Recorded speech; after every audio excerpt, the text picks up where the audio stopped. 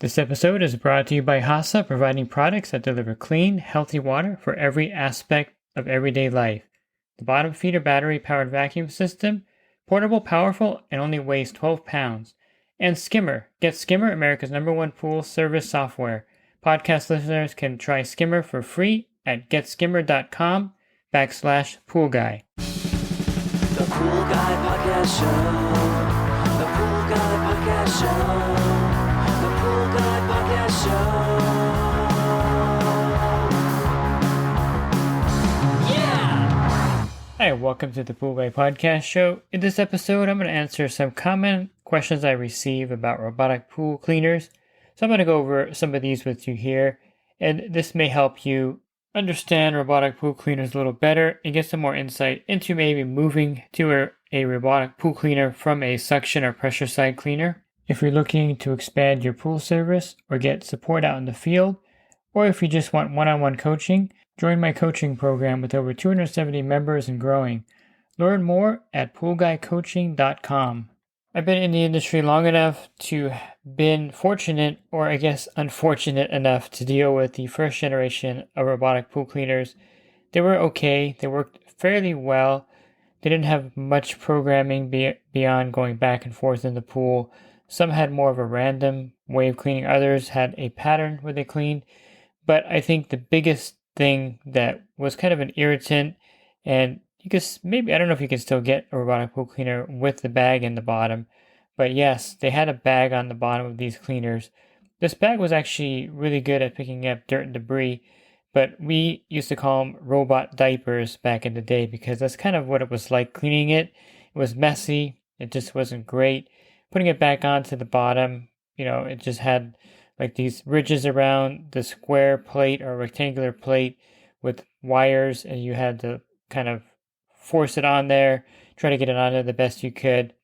And they didn't clean very well either. They just, again, had sometimes a random pattern. Sometimes they had a pattern that was preset. And it just was something that didn't really make that particular segment of cleaners shine in the industry. They were really expensive as well. And no one really fixed them, or you couldn't take them to a local store to get them fixed. You had to send them in. It was just a big mess. And I guess I'll start with the first question I get all the time. And this kind of ties into me describing the early days of robotic pool cleaners, and that is, what happens when the cleaner breaks down? How do you get it fixed? Now, thankfully, there are service centers in certain areas. Certain stores will let you take the robotic pool cleaner in and they can get the parts and fix them. You can send them into the manufacturer as well. It's one of those things where you may want to keep the box it came in, because you might be shipping it to the manufacturer if there's a problem. Now, with all of that said, the main components that need to be changed on these are usually the belts, the bands, maybe the brushes in the front. These are all something that you can actually do yourself at home. The thing that you would have to send a robotic pool cleaner out for is if maybe the motor dies, or if there's a problem with the electronics or the programming. These aren't very common because another thing about the modern robotic pool cleaner is that they're much better made. They also have much better waterproofing in the motors, so even if they're in the pool 24/7, it's not going to break the seal, and you're not going to have a problem with having to replace a motor or another component.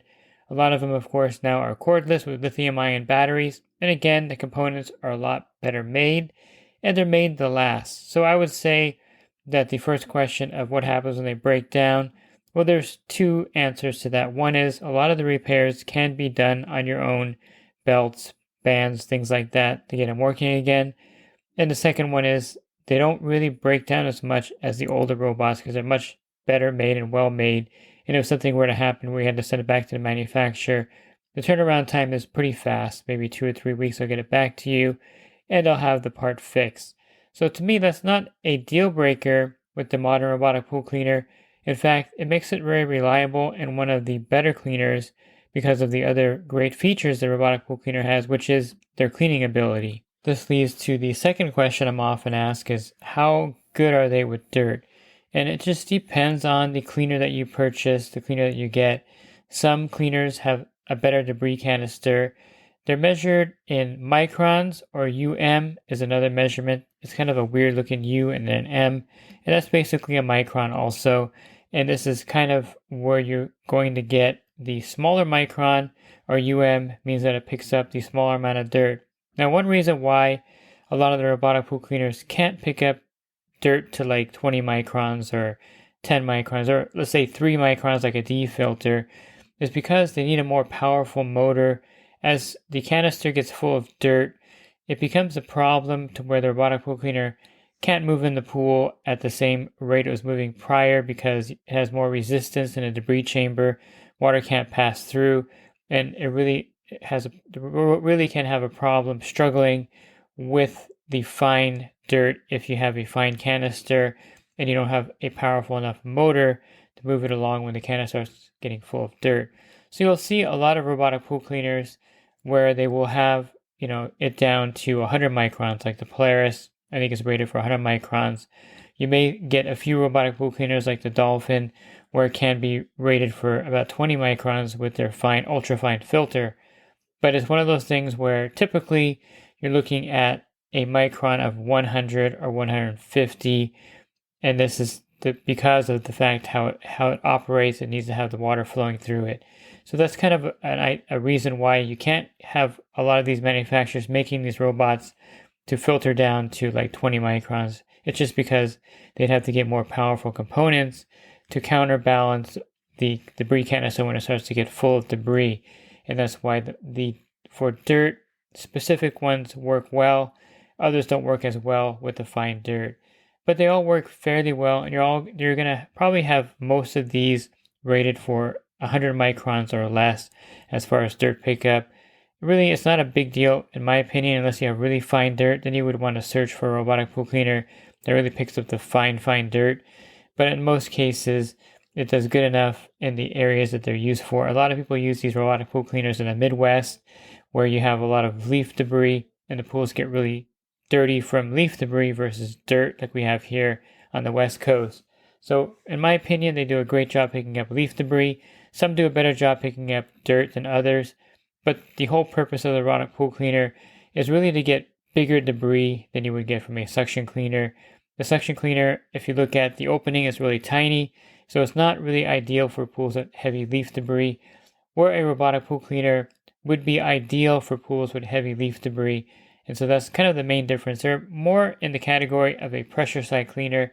The pressure side cleaner has a big bag on top, has a 1.5 or 2 inch opening on the bottom, so they're great for large leaf debris. Well, the robotic pool cleaner is kind of a direct replacement for a pressure side cleaner. I don't think they were ever made to directly replace a suction cleaner, because the suction cleaner does a much better job with the dirt. It goes into the pool filter, and you're going to find that areas like Arizona, where you have the Hayward Navigators running in the bottom of the pool that do a really good job on dirt, they're not really the market for a robotic pool cleaner for that reason, because again, robotic pool cleaners primarily are made as kind of replacements for the pressure cleaner, and they're great for areas with large debris in the pool. So that's kind of the main difference, and I wouldn't say you want to be overly focused on a robotic pool cleaner picking up dirt. If your pool is a very dirty pool and you get a lot of fine dirt and dust from windstorms in your area, or maybe you just have dirt around your pool, then I would suggest a suction cleaner. Suction side cleaner would be much better for you. It's kind of like having a manual vacuum in your pool, like when you go to vacuum the pool yourself with the vacuum head, hose, and pole in the pool 24/7. As far as cleaning ability, you're probably not going to have a pool look quite as well cleaned as after a robotic pool cleaner has run its 2.5 or 3 hour cycle in the pool. They do a great job of cleaning the walls of the pool. They do a great job of cleaning the floors of the pool. And overall, I think they're the best pool cleaner out there on the market. If you have a suction cleaner, it may always miss the same areas in the pool. And, the robotic pool cleaner does have some advantages. One of the advantages is it can clean a pool pretty much entirely in 2 hours, 2 to 3 hours, and leave it looking beautiful. It also circulates the water as it's running, so that's another side benefit. I know Aquabot was really big on talking about, gallons per minute that the robot pumps out.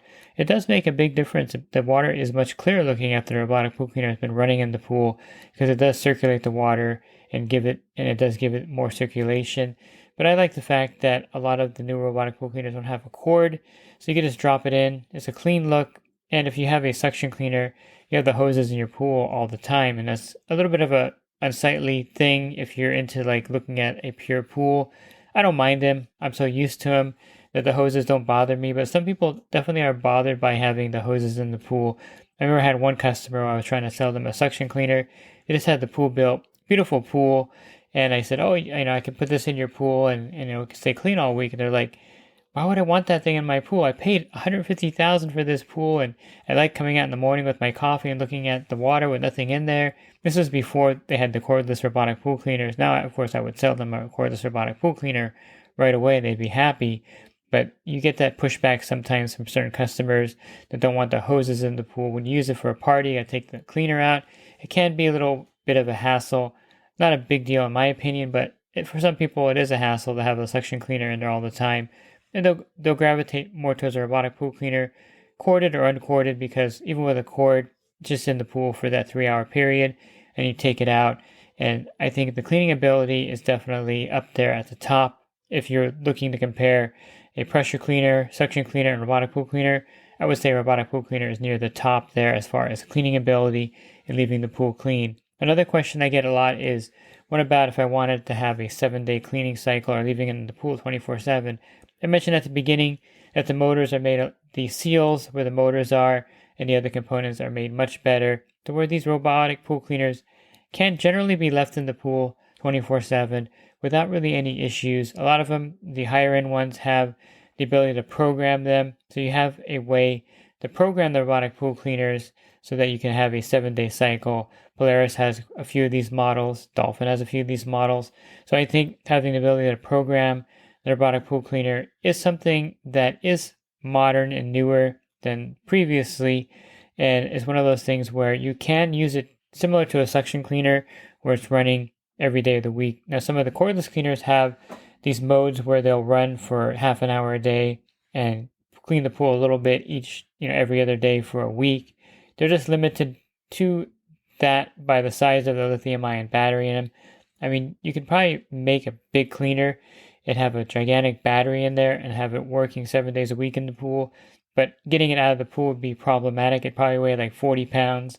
It's one of those things where there is a limitation to the cordless cleaners due to the weight of those, and the batteries are pretty heavy. And, if you have a Riptide or a Hammerhead, if you had a battery that size, it weighs like 20, the battery itself, the smallest one weighs like 25 pounds. Just imagine that battery in a robotic pool cleaner, a lithium-ion battery that size. It would run for a long time, but then you would need like 3 people to get the cleaner out of the pool when it's full of water and debris, pulling it onto the deck. So that's not going to be effective. And I think if the lithium-ion batteries do get smaller and the components do shrink down, then they can make them run longer. But they are limited. The cordless ones are limited. Their runtime is limited by the size of the lithium-ion battery. Now, of course, my best idea for a robotic pool cleaner would be having one that would have maybe a floating charger, and it would just kind of link up with it in the pool and then recharge it, and then you would have that cleaning cycle for the next day. But of course, that's probably a little further down the road where you'd have like a recharging station, kind of like the military when they're refueling the airplanes in the air. Similar kind of thing, having something floating in the pool that the robotic pool cleaner can kind of bump up against and it can charge it. Who knows? I mean, that's a possibility. And then you'd have to plug in the thing floating on top of the pool. So the whole point is to get away from cords, and that's going to add a cord to the pool. Just me brainstorming here at this moment. But I think in the future there may be something similar to that would help with that. So I think as far as that goes, the robotic pool cleaner is something that can do a cleaning cycle like a suction cleaner. So it doesn't limit you if you're looking for that feature. What about any problems with it cleaning the pool, or any problems with it being compatible with the way your pool is set up? The only compatibility that I've noticed with some of these robotic pool cleaners is that some main drains give them problems. If you have a really flush main drain, some of them get stuck on them. This happens to a lot of the cleaners out there. Maybe not some of the newer ones, but some of the older ones do. A lot of the manufacturers have put into the program a kind of tilting up of the front of the cleaner. So this really helps reposition the cleaner. So if you've seen some of the newer ones like the iPair cleaner, it'll go, and every 3 or 4 minutes you'll see it like do a wheelie and kind of reposition itself. And that's primarily programmed in there so that it doesn't get stuck on the main drain somewhere.